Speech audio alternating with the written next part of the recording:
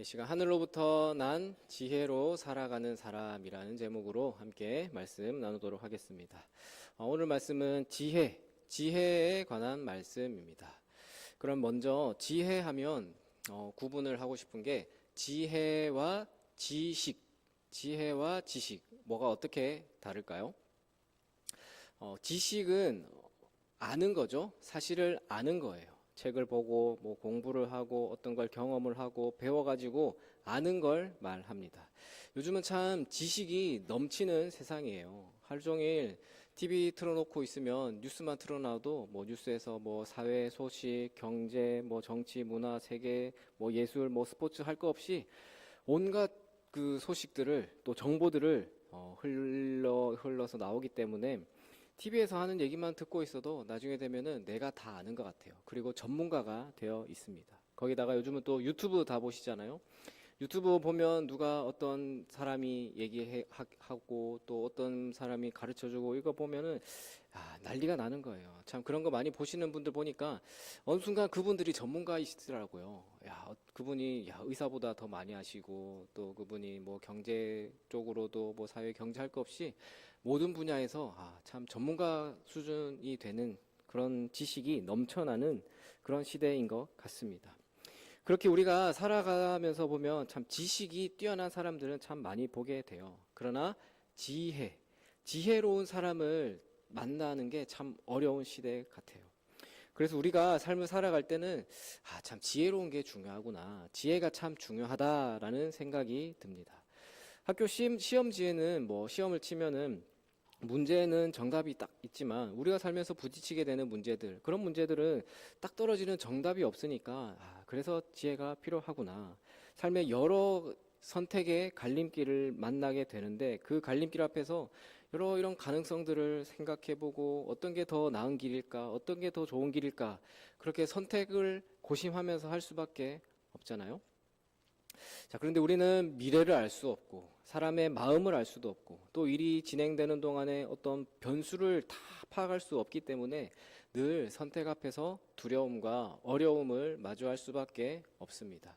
그런 순간순간마다 지혜가 필요하다라는 것을 늘 깨닫게 됩니다.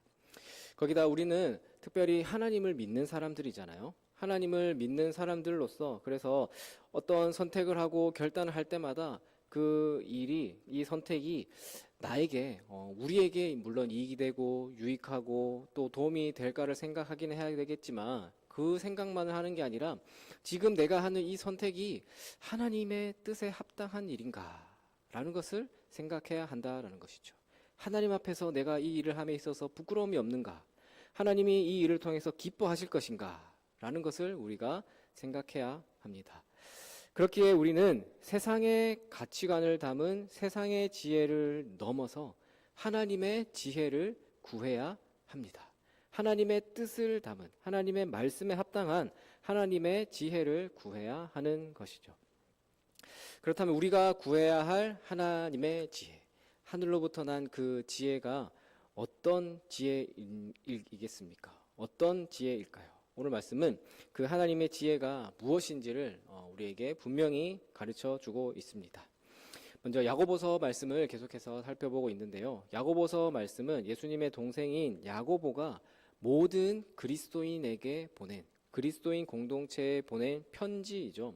모든 그리스도인들이 어떻게 신앙생활을 해야 하는지 그 구체적인 신앙의 태도, 행위에 대해서 많이 나오잖아요. 그 태도를 가르치고 있는 말씀입니다. 특별히 오늘 우리가 함께 읽은 이 야고보서 3장은요. 먼저는 교회의 지도자들에게 보내는 메시지였어요. 그래서 지난 시간에 3장 앞부분 12절까지의 내용은 리더로서의 말, 지도자들뿐만 아니라 선생된 우리가 또 오늘 이 지금을 살아가고 있는 우리에게까지 모든 그리스도인들의 혀는 곧 불과 같기 때문에 그 혀에서 나오는 말을 잘 다스려야 한다라는 내용을 살펴보았습니다. 오늘은 그 말씀에 이어서 위로부터, 하늘로부터 오는 지혜를 따라가야 한다라는 것을 가르치고 있습니다. 그리고 이 권면은요, 물론 1차적으로는 이 교회, 그리스도인 공동체, 교회의 지도자들 입장에서 교회 안의 문제에서 뿐만이 아니라 더 넓게 모든 성도들에게도 또 삶의 모든 영역에서 동일하게 적용되는 말씀이기도 합니다.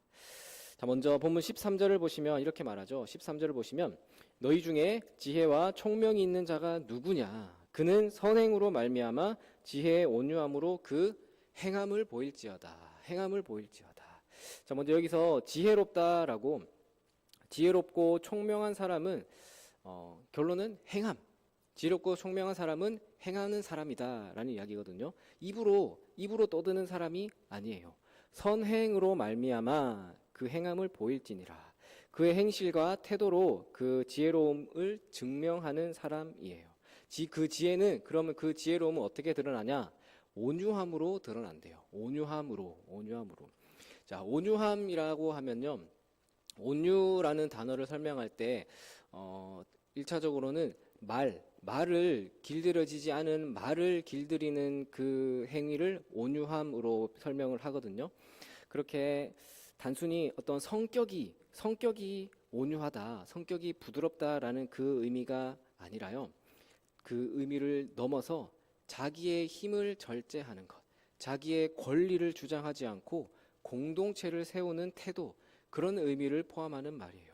그러니까 예수님이 말씀하셨거든요.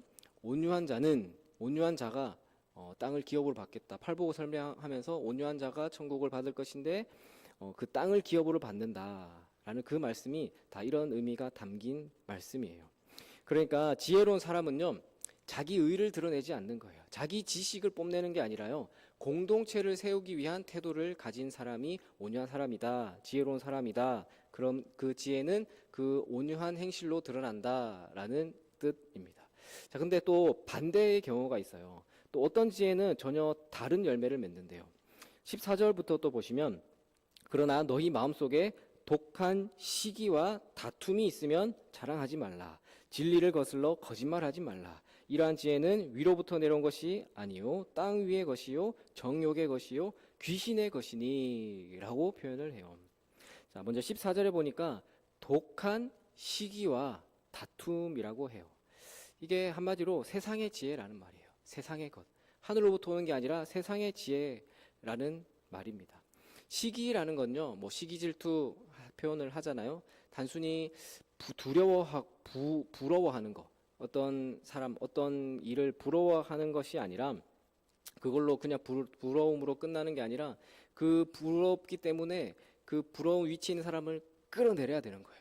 거기서부터 끌어내려야 직성이 풀리는 그런 마음이 시기입니다. 또 다툼도 그냥 단순히 말다툼하고 그렇게 싸우는 그런 경쟁심이 아니라 내가 이겨야 되는 거예요. 다투되 내가 이겨야 직성이 풀리는 그런 마음 상태를 표현하는 말이고요. 자, 이런 지혜를 야고보는 15절에서 마지막에 뭐라고 표현하냐면 땅 위의 것이다, 정욕의 것이다, 귀신의 것이다 라고까지 말해요. 사람들은 시기하고 다퉈가지고 내가 끌어내리고 내가 이기는 게 그게 지혜다라고 얘기를 하지만 그 뿌리에는 뭐가 있냐면 땅의 것이다, 인간의 정욕, 욕망이다, 그리고 귀신, 사탄의 속임수에 근거하고 있다라는 그 지혜다라는 이야기죠. 자, 이런 지혜는 16절에서 뭐라고 하냐면 시기와 다툼이 있는 곳에는 혼란과 모든 악한 일이 있음이라. 그런 곳에는 혼란과 악한 일이 있대요. 교회 공동체뿐만 아니라 지금 야고보가 얘기하는 그리스도인들의 모임, 교회 공동체뿐만 아니라 가정이든 일터든 사회 전체에 혼란과 악한 일들을 불러온다라는 말입니다. 시기와 다툼이 시작되는 곳에는요, 갈등이 끊이지 않고요, 또 정당하지 않은 수단이 정당하게 되고, 또 진리는 어두워지고 사랑은 사라져 버리게 됩니다. 이런 모습은 참 오늘날의 세상을 보아도, 세상의 뭐 정치라든지 어떤 기업에서도 또 우리 교회에서도 뿐만 아니고 어디서든 충분히 찾을 수 있는 모습일 수도 있어요. 그래서 우리가 경계를 해야 되는 거예요. 우리가 한번 스스로 잘 돌아봐야 하는 거예요. 나는 어떤 지혜로 판단하고 어떤 지혜로 내가 행동하고 있는가. 내 안에 시기하고 다투고자 하는 그런 마음으로 내가 지혜롭다라고 생각하는 게, 그렇게 하고 있다면 그건 하나님이 주시는 지혜가 아니다, 하늘로부터 온 지혜가 아니다라는 거겠죠.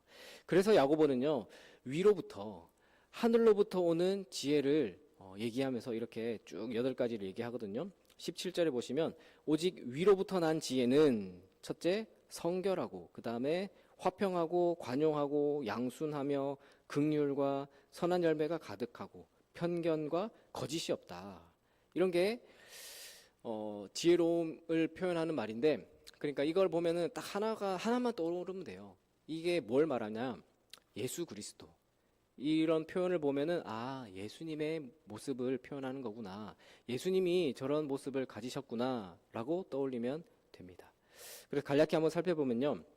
참된 지혜는 첫째로 성결하다고 합니다. 성결하다라는 것은요, 거룩하고 깨끗하다라는 뜻이죠. 우리가 거룩해지고 깨끗해지는 길은 방법 하나잖아요. 예수 그리스도. 예수 그리스도의 보혈로 우리는 깨끗함을, 거룩함을 입을 수 있는 겁니다. 또 두 번째로 화평이래요.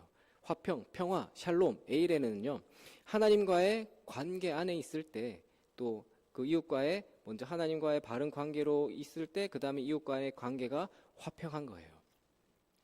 마찬가지로 예수님 안에 있을 때 우리가 화평하겠죠. 예수님의 십자가의 용서 안에서 우리는 하나님과 먼저 화평을 이루었기 때문에 우리에게 화평이 있는 것이 참된 지혜다라는 말입니다. 또 세 번째는 참된 지혜는 관용을 이룬대요. 관용이라는 것은 법을 넘어서는 은혜를 아는 마음이에요. 관용 역시 복음과 관련이 됩니다. 하나님의 법 앞에서 우리는 하나님의 법의 기준으로 따지고 보면 우리는 범법자예요. 범죄자에 불과합니다. 그렇게 죄인된 우리의 운명은 죽음뿐입니다. 그러나 하나님은 우리가 죄인으로 그렇게 내버려 두시지 않고 우리를 용서하시고 구원하시기 위해서 예수님을 보내주셨잖아요. 그리고 예수님께서 기꺼이 십자가의 죽으심으로 우리를 용서하시고 구원하셨습니다. 이걸 아는 사람은 이웃에게 내가 받은 은혜가 있기 때문에 이웃에게도 관용을 베풀겠죠. 용서받은 사람은 용서하는 삶을 살아가게 되는 것. 그게 관용의 지혜입니다. 또 네 번째는 양순이라고 해요. 양순이라고 하니까 그 성령의 열매에서 양선이라고 헷갈리기도 하는데, 성령의 열매에 나오는 그 양선이랑 달라요. 원문은 아예 전혀 비슷하지도 않은 단어예요. 한자가 비슷하기 때문에 또 뭐 좋은 의미라고 생각하니까 그냥 그렇게 넘어갈 수도 있는데, 선은 선을 베풀다 할 때 선을 베푸는 의미가 양선이고요. 여기서 말하는 양순은 순종할 때 순이에요. 그러니까 어떤 권면을 기꺼이 따르고 순종하는 태도를 말합니다. 마찬가지로 예수님이 그러셨잖아요. 예수님이 하나님의 뜻에 순종하셨잖아요. 십자가를 지고 따르셨습니다. 그리고 제자들의 부족함에도 불구하고 끝까지 제자들을 품어주셨어요. 또 마음을 열어주셨어요. 예수님처럼 그들 가운데 들어가서 그들의 이야기를 품어주는 그런 사람이 되는 것이 참된 지혜다. 그 듣는 마음이 하나님의 지혜다라는 겁니다. 또 그 다음은 긍휼과 선한 열매를 이룬다라고 하는데, 긍휼은 불쌍히 여기는 마음이죠. 이 긍휼 또한 예수님이 보여주신 그 사랑과 관련이 있습니다. 우리가 아직 죄인 되었을 때, 우리가 주님을 알지 못했을 그때부터 예수님은 우리를 긍휼히 여겨주셨어요. 우리를 불쌍히 여겨주셨습니다. 우리의 눈물과 아픔을 바라보셨고 우리의 애통함을 다 보고 계시고 다 기억해 주셨습니다. 우리를 찾아와 만나주셨고요. 우리를 구원해 주셨습니다. 그리스도인은 이 주님의 긍휼히 여기신다는 그 심정을 아는 사람들이죠. 깨달은 사람들이죠. 그리고 우리 주님이 나를 그렇게 긍휼히 여기셨던 것처럼 내 곁에 있는 사람들도 나도 긍휼히 여길 줄 아는 그 마음을 가지는 것이 긍휼, 참된 지혜다라는 얘기를 하고요. 또 마지막으로는 편견과 거짓이 없다. 예수님도 그 사람들을 공생의 가운데 참 편견과 거짓으로 바라보지 않으셨어요. 뭐 여인도 어린이도 이방인도 나병 환자, 세리, 창녀 할 거 없이 모두 다 주님의 은혜가 필요한 사람들이었습니다. 주님은 그들에게 어떤 편견과 거짓 없이 위선 없이 진실되게 대해 주셨습니다. 그리스도인들은 예수님의 그 놀라운 사랑, 편견과 거짓이 없는 사랑을 받은 사람들입니다. 세상 사람들은 각자 다 자기 기준과 자기 판단에 따라 자기 유익에 따라서 사람들을 그런 기준을 가지고 대하겠지만 예수님은 그런 기준 없이 대하셨잖아요. 편견과 거짓 없이 대해주셨고 또 오늘 우리도 대해주시고 우리도 그렇게 세상을 이웃을 그런 지혜를 가지고 대해야 된다라는 얘기를 하는 겁니다.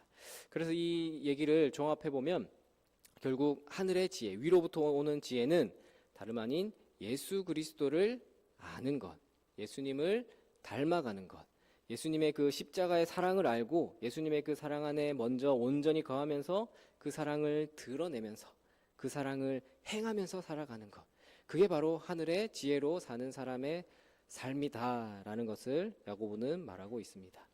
세상 사람들은 이 원리를 모르잖아요. 이 놀라운 예수 그리스도의 복음을 모르기 때문에, 하늘의 참된 지혜를 모르기 때문에 그저 세상의 방식, 정욕의 방식, 심지어 악한 권세의 방식대로 살아갑니다. 그러나 예수 그리스도를 아는 우리는 이제는 예수 그리스도의 방식대로 살아가야 합니다. 우리가 예수님의 방식으로 살아가기를 원하고 그렇게 애쓸 때, 또 그렇게 살아갈 때 우리에게 우리 주님이 가장 올바르고 선한 길, 좋은 길로 인도하여 주실 줄 믿습니다. 그래서 야고보는 마지막에 18절에서 이렇게 선포하고 마무리를 하거든요. 18절에서 화평하게 하는 자들은 화평으로 심어 의의 열매를 거두느니라. 지혜로운 사람이, 그렇게 살아가는 사람이 이런 의의 열매를 거둔다. 지혜로운 사람은 분란을 심지 않겠죠. 어디를 가든 화평을 심는 거예요.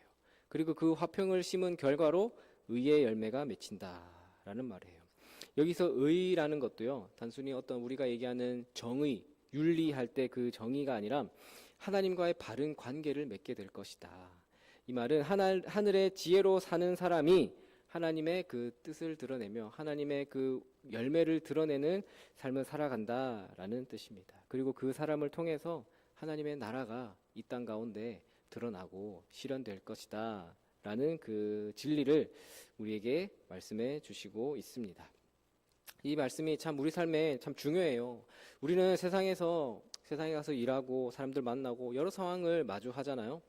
그 가운데 우리가 분란을 일으키고 막 그렇게 나누게 하는 역할을 하는 게 아니라 하나 되게 하는 것, 화평을 이루는 그런 의의 열매를 맺는 그런 사람이 우리 그리스도인이 되어야 된다라는 이야기입니다. 우리가 교회 안에서도 사회에서도 뭐 가정에서도 어디서든 의의 열매를 심어서 의의 열매를 맺는 지혜로운 하늘로부터 오는 지혜를 따라 살아가야 합니다. 그래서 여러분들, 야고보가 오늘 우리에게 던지는 질문은 단순해요. 여러분은 지금 그러면 어떤 지혜를 따르고 있습니까? 라고 물어보는 것 같죠. 여러분은 지금 어떤 지혜를 따르고 있습니까? 하늘로부터 온 지혜를, 하늘로부터 난 지혜로 그 지혜를 따라 살아가고 있습니까? 아니면 세상이 말하는 그런 지혜를 따라 살아가고 있습니까? 세상의 지혜는요, 참 빨라요. 화려해 보여요. 그러나 결국은 혼란과 다툼으로 끝이 납니다.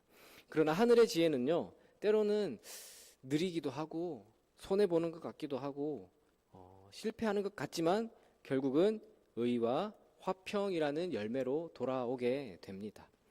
세상의 지혜는 시기와 다툼으로 끝나고 혼란을 낳지만 하늘로부터 오는 지혜는 성결하고 화평으로 공동체를 세워가는 지혜입니다. 그 지혜가 바로 예수 그리스도이고요. 고린도전서 1장 말씀에서 그리스도는 하나님의 능력이요 하나님의 지혜니라 라고 바울이 말씀하셨거든요. 예수 그리스도가 하나님의 능력이자 하나님의 지혜입니다. 그래서 우리가 예수님을 바라보고 예수님의 성품을 닮아갈 때 우리의 삶이 하늘로부터 난 그 지혜로 살아갈 수 있는 것이고요.